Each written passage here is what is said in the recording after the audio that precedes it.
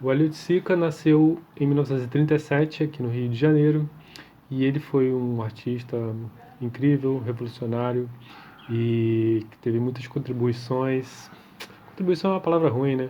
Ele teve uma participação incrível na arte brasileira e muito do seu trabalho está ligado à sua escrita. Então, onde ele refletiu muito, com muita acuidade sobre o seu processo experimental. E tem muitos trabalhos dele escritos aqui no Museu É o Mundo, antes organizado pelo César Oiticica Filho, sobrinho do Hélio, né? E antes também tinha saído um livro Aspira ao Grande Labirinto, com muitos, muitos desses escritos, é, mas depois aqui tem mais, né? Aqui tem fotos e tudo mais. É muito legal. Então, pensar no trabalho do Hélio de Sica sem a produção escrita é impossível, né? E ele foi o cara que refletiu assim de uma maneira muito livre, né, sobre o seu trabalho e sobre sua produção. E isso é muito importante e é um trabalho muito legal para a gente entender, né? Porque nem sempre a gente consegue ver o trabalho e com poucas linhas capturar aquilo, tudo que está implícito ali, né? Mas de qualquer maneira, o Hélio de Sica, ele começou as suas primeiras produções aliado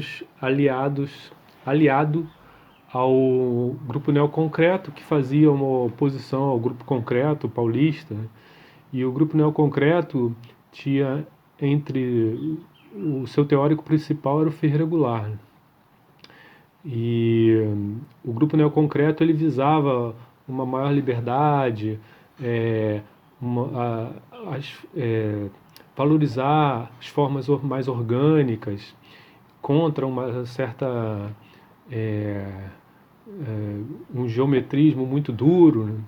Como eles achavam que era um dogmatismo do estético do grupo concreto paulista. E, e inclusive tem um texto do de um cara que escreveu vários textos interessantes sobre a arte Sica, Michael Asbury, e ele escreveu um que chama Hélio Não Tinha Ginga, e ele fala um pouco sobre a questão do Goulart e como o Ferreira Goulart ficou meio esquisito depois, né? Como ele ficou avesso às vanguardas, porque entre depois de 1950, onde o Brasil vivia um desenvolvimentismo econômico, né, a construção de Brasília e toda essa ideia de que nós íamos ser um país desenvolvimentista, um, um projeto de industrialização em larga escala brasileiro, houve nos anos 60 uma aproximação com a cultura popular, né? E o Ferreira Goulart, que foi um desses idealizadores, um teórico do projeto neoconcreto, ele ficou mais ligado a essa ideia de cultura popular numa espécie de difícil falar, mas uma espécie de simplificação para chegar à arte, ao entendimento, né? Não é exatamente isso, mas mais ou menos isso. E esse projeto já o jovem Hélio de Sica na época não se sentiu, né, tão atraído embora respeitasse muito o Ferreira Goulart, né?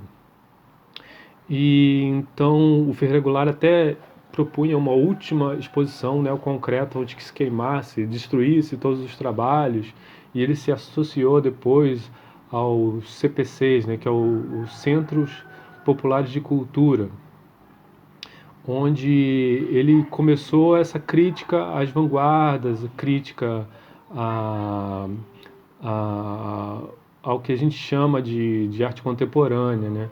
E ele escreveu muitas coisas, muitos artigos esquisitos, né? Em relação à produção de arte contemporânea. E o Hélio de Sica, então, participou dessa volta a essa aspiração popular, mas de uma maneira totalmente diferente do Goulart, né?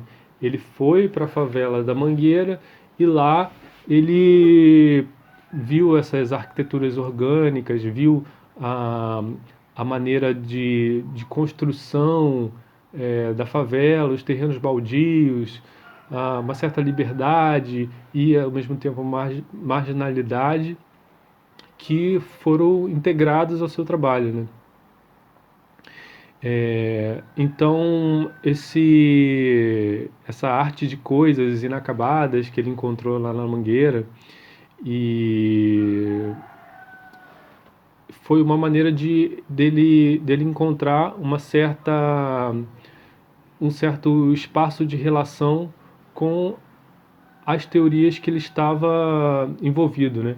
Então aqui no Museu ao Mundo tem muitos escritos do Hélio, cronologicamente, explicando como que ele dava-se, como ele pensava a relação com as cores, com os espaços, com os tempos, as durações, e isso você vai vendo que ele vai, ao longo do livro, é, fazendo reflexões sobre as reflexões que ele já tinha feito, então revendo trabalhos, revendo conceitos, e é muito legal você saber, né, como é que estava desenvolvendo o pensamento dele. E, bom, esse foi um grande parênteses, né, dessa parte do, do grupo neoconcreto, explicando o contexto, só para depois a gente saber que a partir daí é que ele fez uma certa explosão do quadro, né? Que foram as chamadas, como é que chamava mesmo? Eram antes dos penetráveis, eram os núcleos. Os núcleos eram madeiras pintadas que eram penduradas e era como se fosse uma explosão daqueles meta-esquemas que eram pinturas em cartão que o Hélio Sica fazia antes, pinturas que tinham a ver um pouco com a ideia de geometrização, mas ao mesmo tempo uma sutil quebra dessa geometrização, dessas coisas que podiam ser simétricas, mas eram levemente assimétricas, tinham a ver com essas ideias do grupo neoconcreto. Então, os núcleos eram essas formas no espaço tridimensional, pintadas às vezes com leves, leves diferenças de tons. Nos núcleos, o participador, o espectador, ele podia penetrar, né? Ele podia andar entre essas formas penduradas e é, hoje, por questões museológicas, às vezes você não consegue, né, entrar nos núcleos, dependendo da exposição e tal. Bom, e também fez os bólides, que eram espécies de caixas ou materiais tridimensionais, onde você podia abrir gavetas e descobrir coisas, e tinha águas, caixa d'água, e nesses bólides você experimentava o pigmento, a cor. Então ele queria sair dessa espécie de contemplação só do quadro para uma experimentação do participador, né? E os bólides também eram essa forma dele que ele encontrou de desenvolver esse trabalho, onde a interação da pessoa também era inesperada, né, e talvez intuitiva, né, levando a manipular esses materiais. Então, a partir daí, ele criou os penetráveis. E os penetráveis eram formas também de cores, de cores e estruturas materiais, às vezes de madeira, de vidro, e que você podia experimentar sensações e experimentar a cor no próprio corpo. Você podia pisar em pedras, em areia e assim por diante, né? Você podia desenvolver o seu modo espontâneo e informal dentro daquelas estruturas do hélio de ciclo, penetráveis. E voltando então àquela questão do Morro da Mangueira, lá ele, através desse contato, desses pensamentos, ele desenvolve o parangolé, que ficou muito conhecido, que são capas com múltiplos tecidos que você pode manipular, e o parangolé ele é ativado, né, pela sua presença dentro dele, né? E existem vários parangolés que ele foi desenvolvendo ao longo da vida, e um dos bem conhecidos é o Incorpora Revolta, que mostra esse lado político, né, do trabalho do Hélio de Sica, inclusive salientado muito depois de 68, onde ele foi no 68 não, 65, quando ele foi para o MAM, Museu de Arte Moderna aqui do Rio de Janeiro, com o pessoal da Mangueira, os passistas, bateristas e bateria, vestindo os parangolés, e foi impedido de entrar no museu. Acho que isso em si já é um evento, né, político forte, e ele também ficou conhecido por fazer esse cruzamento de ideias políticas através de figuras que ele inclusive conheceu, figuras que eram bandidos da época, né? O, um dos bólides que ele fez em homenagem ao cara de cavalo, que era um amigo dele. O bólide chama-se Caixa número 18 B33, homenagem a cara de cavalo, que na verdade se chamava-se Manuel Moreira, e era um bandido da época que foi morto de maneira assim avassaladora, com dezenas de tiros assim. E a capa do jornal da época, um dos jornais da época, mostrava a fotografia do cara de cavalo morto, né? Então ele fez esse bole de homenagem à cara de cavalo, e também o poema Bandeira, que ficou talvez o trabalho mais conhecido dele, que é o Seja Marginal, Seja Herói. O Seja Marginal, Seja Herói era homenagem a outro bandido da época, o Alcir Figueira da Silva, que depois de assaltar um banco, quando viu que já não ia mais conseguir escapar, ele deixou o roubo de lado e cometeu o suicídio. E esse trabalho é em homenagem ao Alcir Figueira da Silva, ou Seja Marginal, Seja Herói. E existem muitas coisas para a gente ler sobre o Hélio de Sica, né? Não só esse Museu Livro, Museu Mundo, existem muitos, ou Aspira ao Grande Labirinto, que é a edição anterior dos escritos do Hélio de Sica, mas muita gente, depois da morte do Hélio de Sica em 1980, começou a escrever sobre ele, pensar sobre o seu trabalho, porque ele deixou um negócio muito incrível, seu testemunho, né? Por isso que eu queria falar dos escritos, né? Estou falando dos trabalhos, mas todos esses trabalhos estão pensados e teorizados e relacionados com outras visões do Oiticica aqui nesse livro. E uh, às vezes o que é muito salientado também, e que acho que é super relevante, é o fato do Oiticica ser neto do José Oiticica, que foi um proeminente anarquista, né, que escreveu, entre outras coisas, entre outros livros, como é que chama? O Anarquismo ao Alcance de Todos. Então, salientando essa desobediência criativa, né?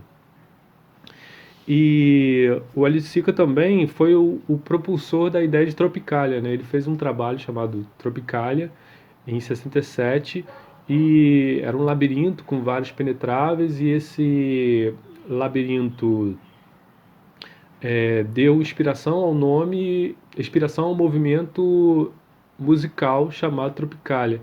Inclusive, o Caetano Veloso, Gilberto Gil foram exilados, né, posteriormente, e o que aconteceu foi que a bandeira do Hélio de Sica, seja marginal, seja herói, estava exposta num show, né?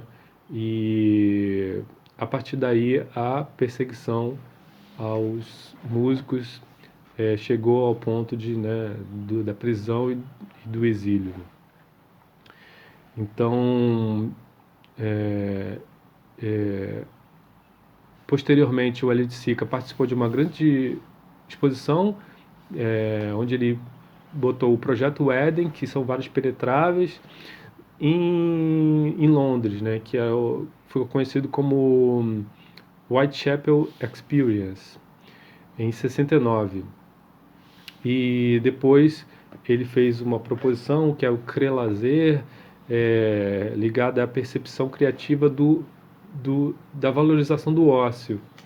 E também passou um período em Nova York, e ele fez um translivro, né, como ele chamava, que na verdade não foi realizado em vida, mas que depois foi organizado, e eu já falei sobre esse livro aqui. Quem quiser, tiver curiosidade, vou botar o link. É o Conglomerado New Yorkaises, ou New Yorkeses, né?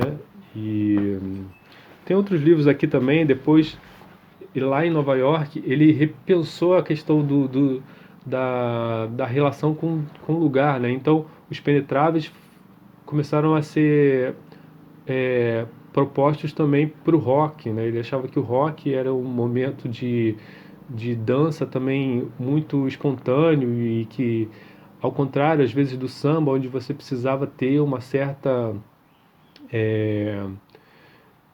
habilidade, né? E você galgava lugares, até ser passista e depois destaque, esse tipo de coisa. Ele achava que o rock cada um podia dançar, então achava que era uma coisa livre também, interessante. E ele lá em Nova York também, com Neville de Almeida, desenvolveu o, o Cosmococa, né? Que são, na verdade, blocos experiências em Cosmococa. Tem esse livro aqui que também fala sobre o Cosmococa. E, bom, tem esse livro aqui também, ó, de penetráveis, só sobre os penetráveis, numa exposição em 2009. E foi em 2009, inclusive, que, infelizmente, o projeto Hélio de Sica, né, pegou fogo. Vários trabalhos originais dele foram destruídos, mas depois muita coisa foi salva. Bom, é, ele ficou esse tempo em Nova York, depois de ganhar uma bolsa Guggenheim, e fez esse projeto New Yorkaises. E o Cosmococa, eu passei direto, não falei, eram experiências suprassensoriais. Então, filmes e música, e tinha Jimi Hendrix é, com artistas brasileiros tocando, e desenhos com cocaína, né? E lá no Inhotim tem algumas, né, bloco experiências em Cosmococa sem cocaína, né? É, e, e como eu estava falando, às vezes por questões museais você não consegue, né, manipular mais os trabalhos do Hélio de Sica, bom, como os da Lígia Clark, dependendo, né, às vezes são possíveis, porque o trabalho do Hélio de Sica é muito, ele fala que basta um sopro para ativar o material, né, então não precisa ser exatamente o material que ele manipulou, né, são reproduções, né. É, bom, e Hélio de Sica, como eu falei, morre em março de 80, e é incrível você ler aqui no Museu ao Mundo que em janeiro ele estava fazendo algumas coisas ainda e muito interessantes, como o bole de Devolver a Terra à Terra. Então, esse Devolver a Terra à Terra ele escreveu em janeiro de 80, então tem aqui ele fazendo esse trabalho, né, o Contrabolide, que ele chamava, e em janeiro ele estava escrevendo sobre esse trabalho, e ele também estava projetando um outro trabalho que era o Esquenta para o Carnaval, em 30 de janeiro. E aqui tem várias fotos interessantes, né? Fotos do. Aqui um estilo foto do Andrés Valentim, e que tem né, várias fotografias do Alexi, que conviveu com ele e tudo mais. E tem até um livro do Andrés aqui perto, que, sobre fotografia, né? Bom, são trabalhos incríveis, né? Escritos muito interessantes e que mostram um pouco desse processo experimental do pensamento do Alit Sika. E a escrita dele é imprescindível para a gente entender, às vezes em forma de poema, né? E às vezes parece o jeito, se você escuta o Hélio Sico, parece que ele fala daquele jeito como um poema. Para mim, às vezes tem isso. E os neologismos que ele cria, cosmococa, apocalipopótese, e tem textos muito legais aqui, como a Dança da Experiência, do Hélio Sica. Tem uma exposição que rolou no MASP, depois no MAN do Rio de Janeiro, agora, mas não fui, né? Claro que, né, estamos num momento de pandemia, né? Bom, inclusive agora o museu está fechado, o Museu do MAN, em abril está fechado, mas tem textos aqui, o esquema geral da nova objetividade, o Apocalipopótese, que eu já falei, as questões do ambiente. Tem um texto que eu gosto muito, que é o Brasil Diarreia, que é muito legal. Vou ler só um último trechinho aqui para finalizar, onde ele fala assim: chega de luto no Brasil.